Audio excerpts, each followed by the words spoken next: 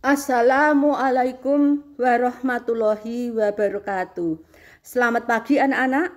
Selamat berjumpa saya lagi dalam pembelajaran bahasa Indonesia. Tetap semangat, semoga kalian selalu dalam lindungan Tuhan Yang Maha Esa, sehingga kalian dapat mengikuti pembelajaran daring melanjutkan pelajaran yang kemarin bab 3. Untuk materi hari ini yang kalian pelajari adalah struktur teks eksposisi. Nah, sebelum pembelajaran kita mulai, anak-anak, ini sebagai renungan kalian saja. Perhatikan dulu baik-baik video kejadian di Donggala, Palu, Sulawesi Tengah 2 tahun yang lalu.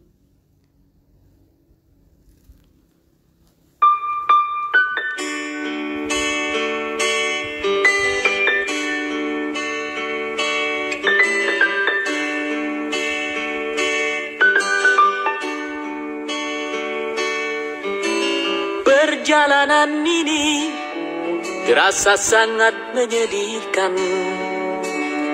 Sayang engkau tak duduk di sampingku kawan.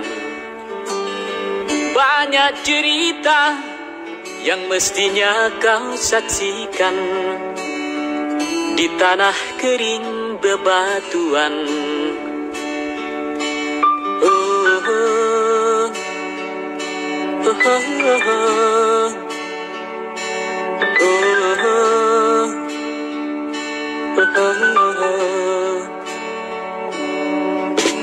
Tubuhku terguncang dihempas batu jalanan. Hati tergetar menampak kering rerumputan. Perjalanan ini pun seperti jadi saksi. Gembala kecil menangis sedih.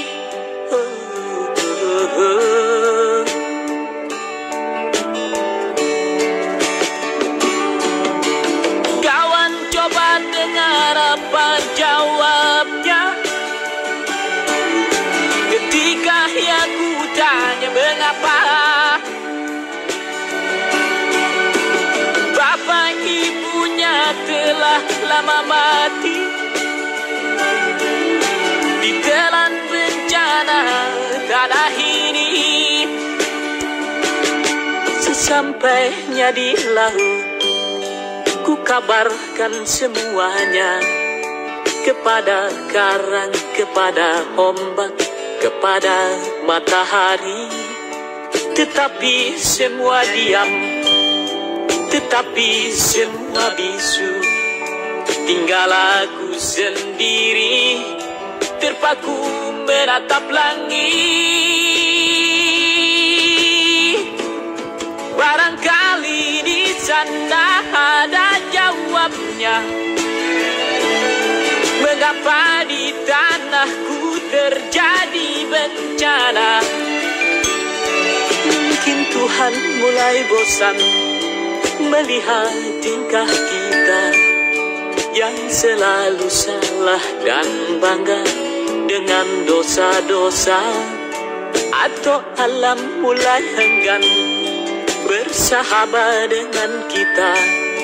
Coba kita bertanya pada rumput yang bergoyang.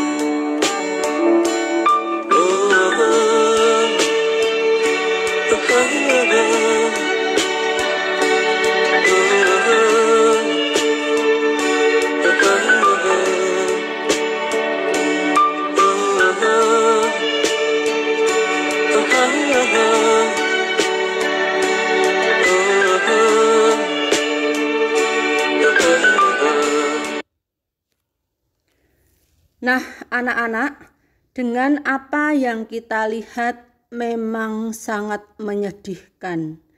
Dan ini dapat dijadikan pembelajaran bagi kita semua. Peringatan dari Allah yang terpampang nyata dari tayangan video peristiwa di Donggala dapat dijadikan motivasi diri untuk lebih mendekatkan diri kepada Tuhan Yang Maha Esa, agar kita semua terhindar dari segala bencana di dunia.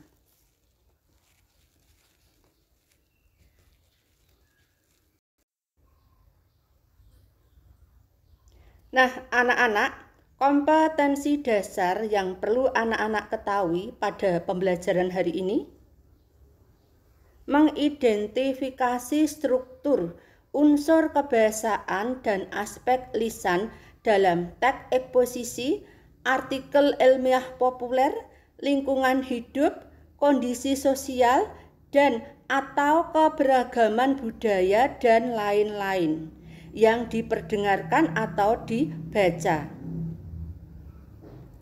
Nah, tujuan pembelajaran pada materi hari ini yang harus kalian capai: mampu mengidentifikasi struktur, unsur kebahasaan dan aspek lisan, teks eksposisi, artikel ilmiah populer, lingkungan hidup, kondisi sosial, dan atau keberagaman budaya dan lain-lain yang diperdengarkan atau dibaca.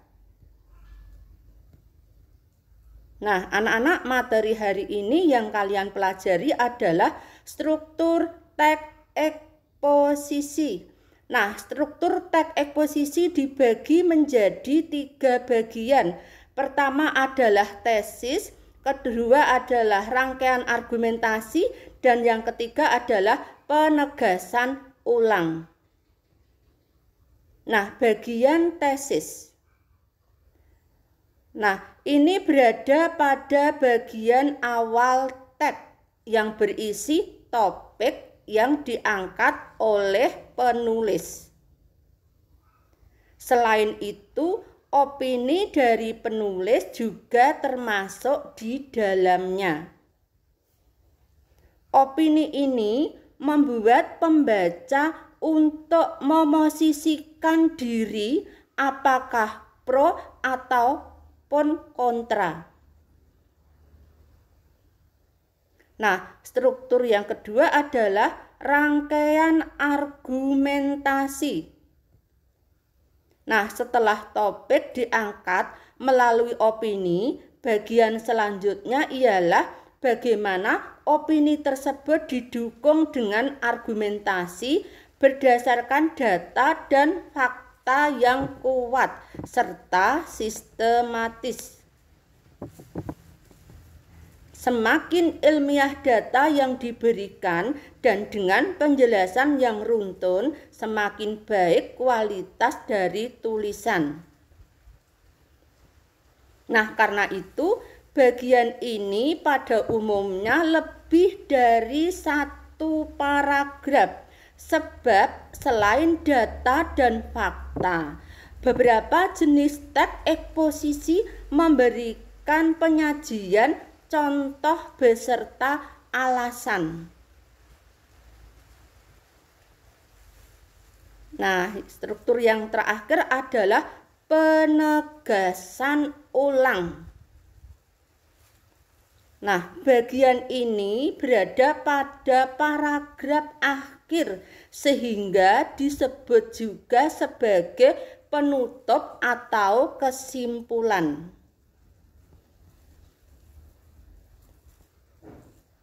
Nah, materi selanjutnya anak-anak adalah kaidah kebahasaan teks eksposisi. Nah, kaidah kebahasaan teks eksposisi dibagi menjadi 7 bagian. Pertama adalah konjungsi, kedua adalah pronomina, ketiga adalah kata leksikal, keempat adalah penggunaan kata denotasi, dan berikutnya adalah penggunaan kata rujukan, dan berikutnya adalah kata persuasif, dan yang terakhir adalah penggunaan kata mental. Nah, yang pertama adalah konjungsi. Konjungsi atau kata penghubung adalah kata-kata yang digunakan untuk menghubungkan kata dengan kata, klausa dengan klausa, atau kalimat dengan kalimat. Nah, konjungsi ini dibagi menjadi 13 macam. Antara lain adalah konjungsi waktu. Contohnya, sesudah, setelah, sebelum, lalu, kemudian, selain itu. Nah, konjungsi gabungan. Contohnya, dan, serta, dengan. Konjungsi pembatasan, contohnya kecuali, selain, asal. Konjungsi tujuan, contohnya agar, supaya, untuk. Nah, konjungsi persyaratan, contohnya kalau, jika, jikalau, bila, asalkan, bila mana, dan apabila. Nah, konjungsi perincian contohnya yaitu, adalah, ialah, antara lain, yakni. Nah, konjungsi berikutnya adalah sebab akibat. Contohnya karena, sehingga, sebab, akibat, akibatnya. Nah, konjungsi pertentangan contohnya tetapi, akan tetapi, namun, melainkan, sedangkan.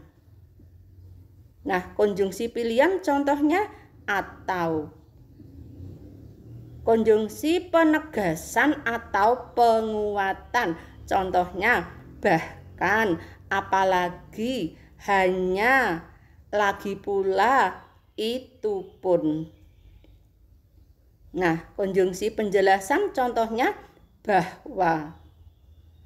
Konjungsi perbandingan contohnya bagai, seperti, ibarat, serupa. Nah, konjungsi penyimpulan contohnya oleh sebab itu, oleh karena itu, jadi, dengan demikian. Nah, kaidah yang kedua adalah pronomina. Pronomina dibagi menjadi 4 bagian.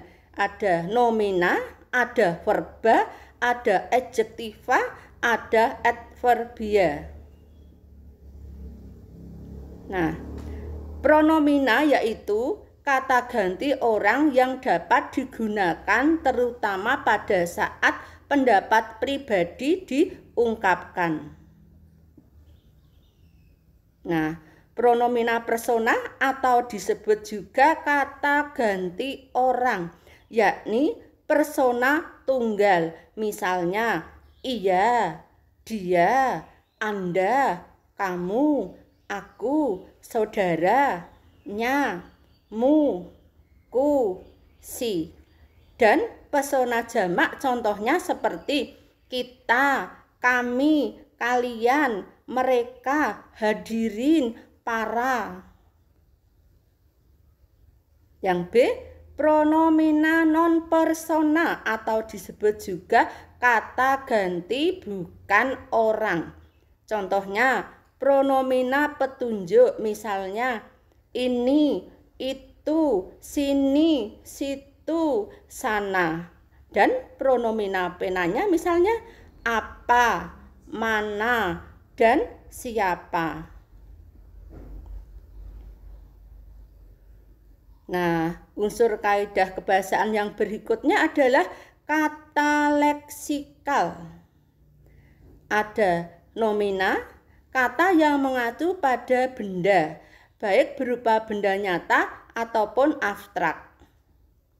Ada verba, kata yang mengandung makna dasar perbuatan, proses atau keadaan yang bukan sifat.